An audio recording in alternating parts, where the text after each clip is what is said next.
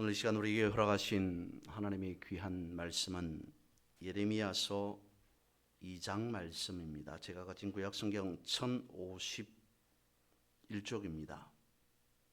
구약성경 1051쪽 예레미야서 2장 9절로 13절까지의 말씀 찾으셔서 한 절씩 번갈아 읽으시겠습니다. 예레미야 2장 9절에서 13절까지의 말씀 번갈아 읽습니다. 제가 먼저 한 절 보겠습니다. 그러므로 내가 다시 싸우고 너희 자손들과도 싸우리라. 여호와의 말씀이니라.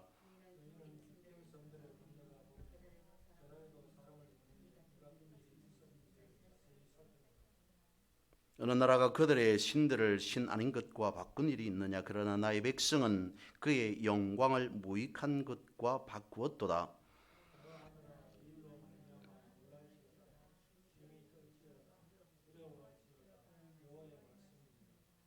13절 같이 읽겠습니다. 내 백성이 두 가지 악을 행하였으나니 곧 그들이 생수에 거는되는 나를 버린 것과 스스로 웅덩이를 판 것인데 그것은 그 물을 가두지 못할 터진 웅덩이들이니라. 아멘. 오늘 우리에게는 사람에게는 손이 두 개가 있습니다. 우리에게 주어진 두 손을 두고 먼저는 이렇게 생각할 수 있습니다. 우리에게는 손이 두 개뿐이다 라고 여길 수 있고요, 생각할 수 있고요. 또 다른 한편으로는 우리에게 손이 두 개씩이나 된다라고 생각할 수 있습니다. 우리에게 주어진 손이 두 개이든 하나이든 우리는 많은 것을 선택할 수 없습니다. 살아가면서 대부분 어쩌면 두 개를 함께 선택하기보다는 둘 중에 몇 중에 아니 수많은 것 중에 하나만을 구별해서 취사 선택할 수밖에 없을 겁니다. 그런 것들이 우리들의 삶의 대부분이지 않을까 싶습니다. 무엇인가를 선택했습니다. 취했습니다. 하지만 그것이 나에게 유익을 줄 때도 있을 것이나 그렇지 않을 때도 있을 겁니다. 분명히 처음에 취했을 때는 선택했을 때는 유익하리라고 선택한 것이겠지만 오히려 무익한 것, 해가 되는 것일 수도 있습니다. 그래서 무언가를 선택한다는 것은 매우 신중해야 하고 조심에 또 조심을 해야 하는 걸 겁니다.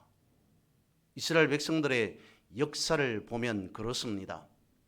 하나님의 은혜 안에 살아갈 때는 몰랐습니다. 그러다가 어느 순간 하나님의 은혜가 사라졌음을 저들이 스스로 느낍니다.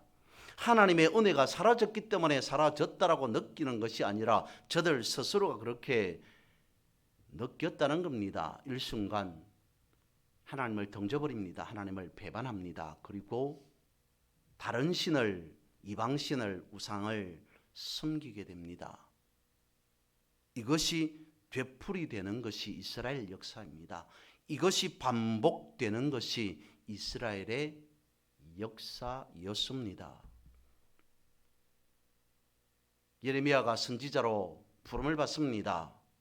선지자로서의 소명의 자리에 세워집니다. 그때에 이스라엘, 그러니까 남유다의 왕은 요시야였습니다. 요시야가 통치한 지 대략 18년 정도 되었을 때에 성전의 대제사장이자 예레미야 선지자의 부친이었던 hil기야가 성전에서 하나님의 율법책을 발견하게 됩니다. 이것을 계기로 요시야는 종교개혁을 단행하게 되죠. 영적으로 타락한 이스라엘을, 유다를 다시 회복해 할 수 있는 어쩌면 마지막 희망과 같은 것이었습니다. 영적 타락에서 벗어날 수 있는, 회복할 수 있는 마지막 불씨와 같았습니다. 그러던 중에 애굽왕 느고가 유다를 공격해 옵니다. 이에 맞서 요시아가 나가서 싸웁니다. 머깃도 전투에서 요시아는 안타깝게 전사하고 말죠. 그리고는 요시아 왕의 대를 이어서 아들들이 통치하게 됩니다. 집권하게 됩니다. 요시아와는 다르게 요시아의 후대들, 후손들, 아들들은 하나님을 섬기지 않았습니다. 하나님을 등집니다. 배반합니다. 우상에 빠져듭니다. 심취해 버렸습니다. 이스라엘의 마지막 심판의 날이 가까움을 체감한 느낄 수밖에 없었던 예레미야가 선포합니다. 부르짖습니다. 하나님께로 돌아오셔야 합니다. 하나님께로 돌아가야 합니다. 하나님께서 우리에게 허락하신 믿음을 회복하셔야 됩니다. 라고 선포합니다. 그리고 이스라엘이 유다가 저지른 잘못을 지적합니다. 그것이 예레미야서이고 오늘 본문의 내용 말씀인 것이죠. 그렇습니다. 하나님께서는 힘이 없고 별로 쓸모없는 이스라엘 백성들을 너무도 아끼고 사랑했습니다. 늘 언제나 하나님께서는 이스라엘 백성들을 특별하게 대해 주셨어요. 수없이 긴 사막, 광야의 길을 통과하게 하셨습니다. 그리고는 씨앗 하나 제대로 심을 줄 몰랐던, 농사가 뭔지도 제대로 알지 못했던 이스라엘 백성들, 저들을 젖과 꿀이 흐르는 땅, 약속의 땅에 거하게 했습니다. 풍성하게 먹고 입고 살아갈 수 있도록 하나님께서 은혜를 내려주셨습니다. 축복해 주셨습니다. 그랬으면 저들은 하나님만 바라보고 살아가야만 했습니다. 하나님을 기억하면서 하나님만을 섬기면서 살아가는 것이 너무도 당연했습니다.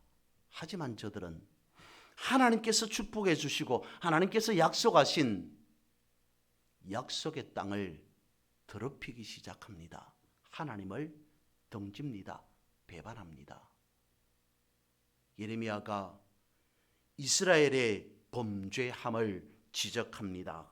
그것이 오늘 본문의 말씀 마지막 읽었던 13절 내용이죠. 제가 다시 읽어봅니다. 내 백성이 두 가지 악을 행하였나니 곧 그들이 생수에 거는 데는 나를 버린 것과 스스로 웅덩이를 판 것인데 그것은 그 물을 가두지 못한 터진 웅덩이라고 말씀하고 있습니다. 첫 번째는 생수에 거는 대신은 하나님을 버렸다라고 지적하고 있고요. 그 다음으로는 스스로 판 웅덩이다라고 지적하고 있습니다. 이것이 두 가지 큰 행악이다라고 말씀하고 있습니다.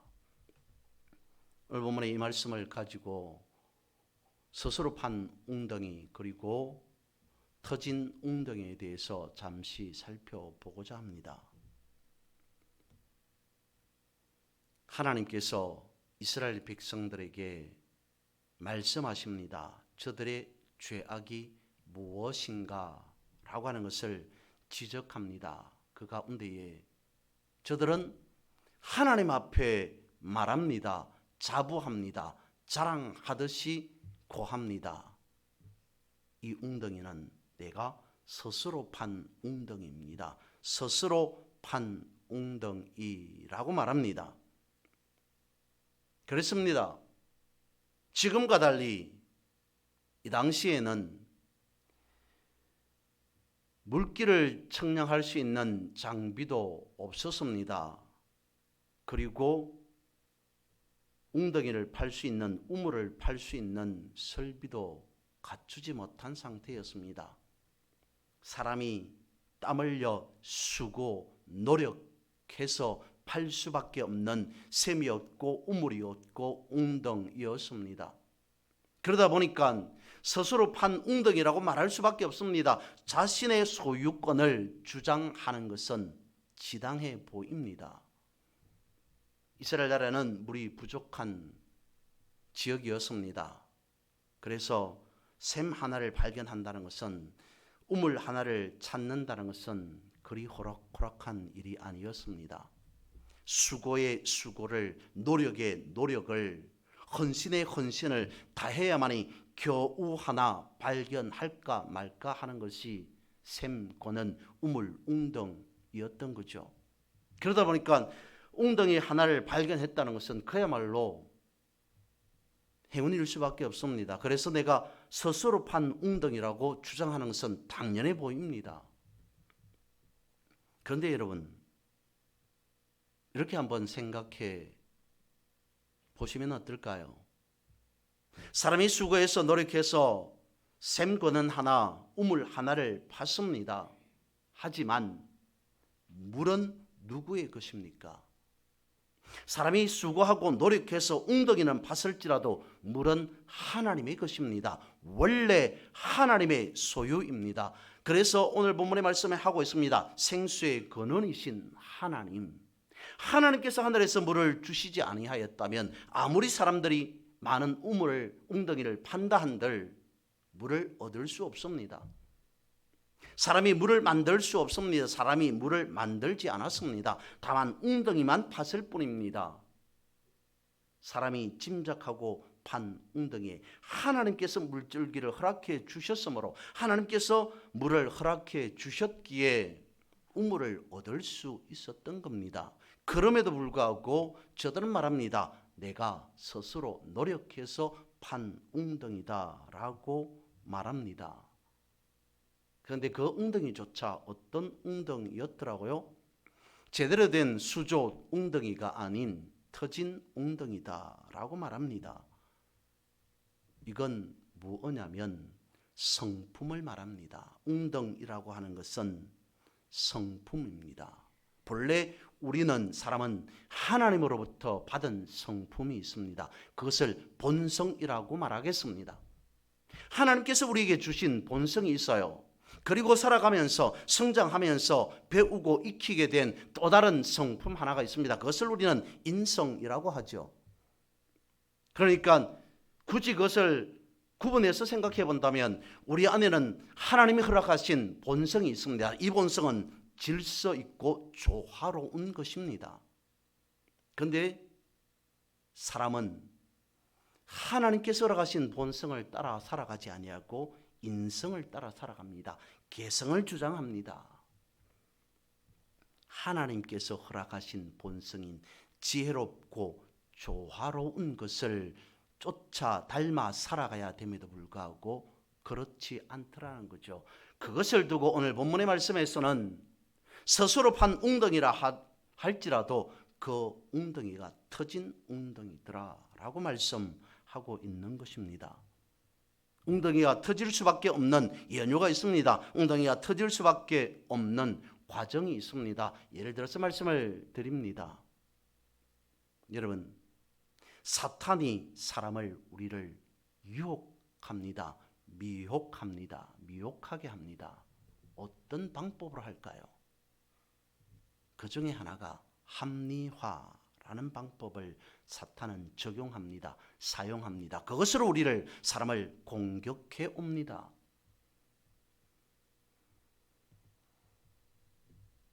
사탄이 우리에게 열심이라고 하는 씨앗 하나를 줍니다.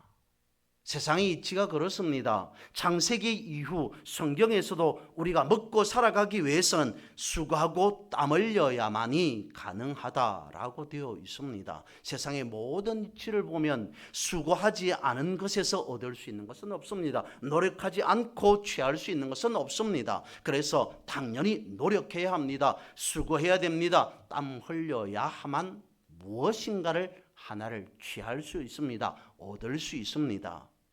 그런데 사탄이 우리에게 열심이라고 하는 씨앗 하나를 던져준다는 것은 우리가 먹고 살아가는 그런 문제에서 말씀을 드리는 것이 아니라 믿음에 있어서도 열심이라고 하는 씨앗을 던지더라는 거죠. 세상 모든 이치 자체가 수고하고 땀 흘려야만이 얻을 수 있는 것이다 라고 하다 보니 믿음에서도 열심을 적용합니다. 열심히 믿어야만 된다고 생각합니다. 열심히 예배드리고 열심히 찬송하고 열심히 기도하고 열심히 믿고 살아가야 된다고 여깁니다.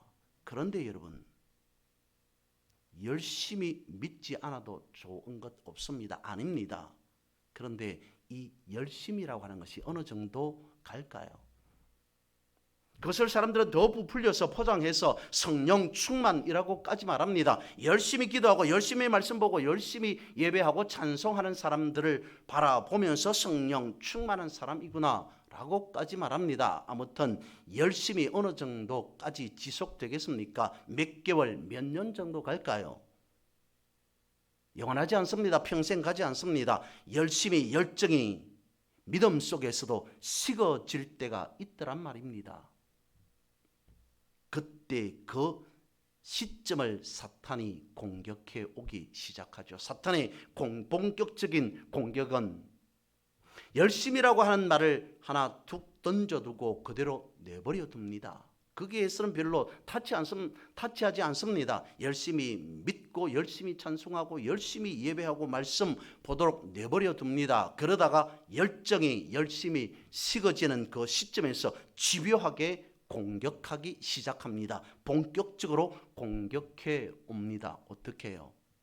그래, 내가 열심히 믿어온들 무엇 하나 달라진 것이 있더냐? 내가 열심히 기도하고 찬송하고 예배하고 말씀 보았는데 좋은 결과가 있더냐라고 유혹합니다. 미혹합니다. 낙심하게 되죠. 포기하게 되죠. 좌절하게 되죠. 스스로 생각합니다. 스스로 판 웅덩이라고 말합니다. 스스로 생각합니다. 그래, 내가 열심히 믿어왔는데 결과는 이렇더라. 내가 최선을 다해서 믿어왔는데 결과가 안 좋더라 라고 하면서 믿음을 버려버립니다. 믿음이라고 하는 것은 말씀에 하나님께서 우리에게 주신 선물이라고 되어 있습니다. 우리가 하나님을 먼저 믿은 것이 아니라 하나님께서 먼저 우리를 사랑하사 우리에게 믿음을 선물로 허락해 주셨다는 겁니다. 스스로 판 웅덩이가 아니라는 거죠. 그런데 이스라엘 백성들은 그렇게 생각했다는 겁니다. 내가 먼저, 사람이 먼저, 이스라엘 백성들이, 유다 백성들이 먼저 하나님을 믿었다, 하나님을 선택했다라고 생각합니다. 판단했습니다. 스스로 판 웅덩이라고 여겼습니다. 그러다 보니까 다른 것을, 이방신을, 우상을 선택하는 것도 내 몫이다, 나의 주권이다, 나의 선택권이다 라고 여겼던 겁니다. 그래서 성경은 말씀하고 있습니다. 그것이 터진 웅덩이다 라고 말하는 겁니다. 스스로 판 웅덩이라고 하는 것은 열심이라고 하는 웅덩이입니다. 이 스스로 판 웅덩이가 위험한 이유는 바로 그겁니다. 열심히 했는데 결과가 좋지 않더라. 그러니 포기한다, 좌절한다, 실패했다라고 생각하게 합니다. 그것이 사탄이 우리를 미혹하는, 유혹하게 하는 합리화라는 것이라는 거죠. 내가 열심히 했는데, 내가 최선을 다했는데 봐라, 결과는 이렇지 않느냐. 그래서 나는 어쩔 수 없이 좌절하고 실패하고 낙심하고 포기할 수밖에 없게 여기게 만들어 버리더라는 거죠.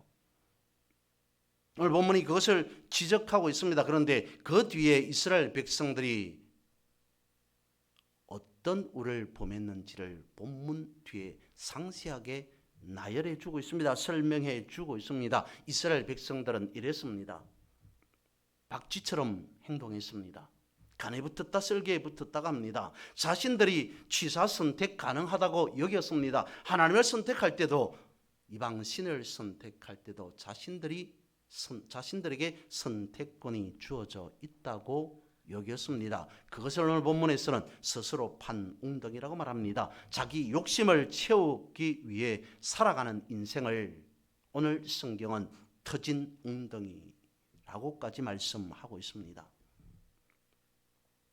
그렇습니다. 취할 것이 있다는 것, 버릴 것이 있다는 것, 취사 선택할 수 있다는 것이 우리에게는 매우 매우 중요합니다. 그래서 취사 선택 가능한 것에 있어서는 매우 신중해야 할 필요가 있습니다. 어쩌면 취사 선택한다는 것이 우리에게 매우 위험한 요소가 될 수 있습니다. 우리가 아무리 배고프다 할지라도 상한 음식을 먹진 말아야 합니다.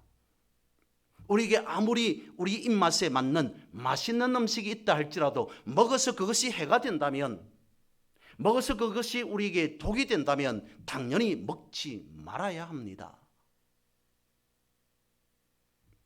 우리가 아무리 잘 먹고 잘 사는 방법이 있다 할지라도, 우리가 아무리 잘 먹고 잘 살 수 있는 길이 열려 있다 할지라도 그 길을 선택함으로, 그 방법을 취함으로 하나님과의 거리가 멀어지는 것이라면, 하나님과의 관계가 깨어지는 것이라면 우리는 절대로 그것을 취하지 말아야 합니다. 그것을 선택하지 말아야 한다는 것은 너무도 당연합니다. 예수님께서 말씀하십니다. 마태복음 13장 44절에서 말씀하십니다. 천국은 마치 밭에 감추인 보화와 같으니 사람이 이를 발견한 후 숨겨두고 기뻐하여 돌아가서 자기의 소유를 다 팔아 그 밭을 사느니라. 밭을 사고 판다라고 하는 것을 말씀하고 있는 것이 아니라 무엇을 말씀하고 있습니까? 무엇을 선택한다면 어떤 것을 선택해야 하느냐라고 하는 것을 정확하게 짚어주고 있습니다. 무엇을 선택하라고 말씀하고 있습니까? 영생할 것을, 영생을 선택하라라고 말씀하고 있습니다.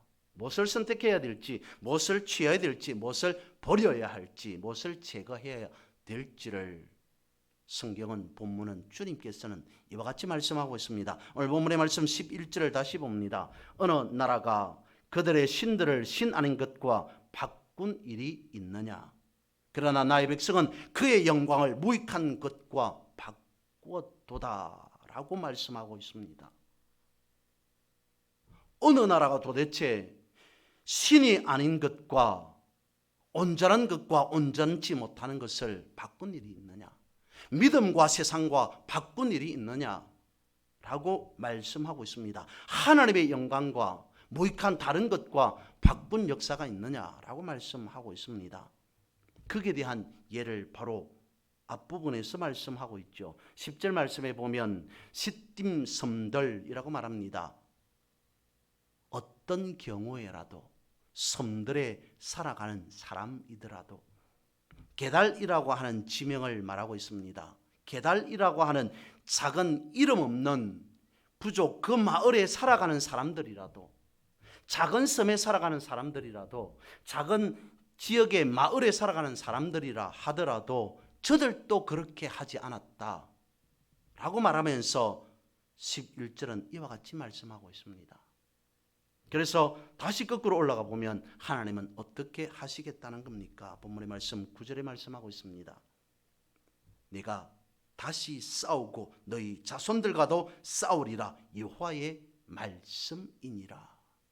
무엇과 싸우겠다는 겁니까? 이스라엘 백성들이, 남유다 백성들이 생수의 근원 되시는 하나님의 자리로 회복될 때까지, 남유다 백성들이, 이스라엘 백성들이 스스로 판 웅덩이 아니라 이 웅덩이는 하나님께서 우리에게 주신 은혜의 선물이라고 고백할 때까지, 그것을 온전하게 믿음으로 지켜나가서 터진 웅덩이가 아닌 제대로 된 수조, 제대로 된 샘물로 품고 살아가는 그날까지 싸우리라 말씀하고 있습니다. 하나님께서 우리에게 그것을 약속하고 있습니다. 그러면 우리는 어떤 삶을 살아가야 하는 겁니까? 시편 한두 곳에서 말씀을 살펴봅니다. 시편 63편 1절은 이와 같이 말씀하십니다. 하나님이여, 주는 나의 하나님이시라. 내가 간절히 주를 찾되 물이 없어 마르고 황폐한 땅에서 내 영혼이 주를 갈망하며 내 육체가 주를 앙모하나이다. 시편 42편 1절과 2절 말씀합니다. 하나님이여 사슴이 시냇물을 찾기에 갈급함같이 내 영혼이 주를 찾기에 갈급하나이다. 내 영혼이 하나님 곧 살아계시는 하나님을 갈망하나니 내가 어느 때에 나가서 하나님의 얼굴을 배울까. 우리가 선택할 수 있는 것이 있다면, 우리가 취할 수 있는 것이 있다면 주를 찾기에 갈급한 우리, 주를 찾기에 갈망하는 우리가 되어야 된다라고 말씀하고 있습니다. 우리가 취할 수 있는 것이 있다면 오직 주만을 앙모하는 것이어야 된다라고 성경은 분명히 가르쳐 주고 있습니다. 다른 것을 취사 선택하는 것이 아니라 오직 주님만을 바라보고 주님만을 갈망해야 하고 앙모하는 것을 선택하여 주께서 주신 생명의 것을 누리고 살아가는 귀하고 복된 우리 모두의 삶이 되기를 주님의 이름으로 선포합니다.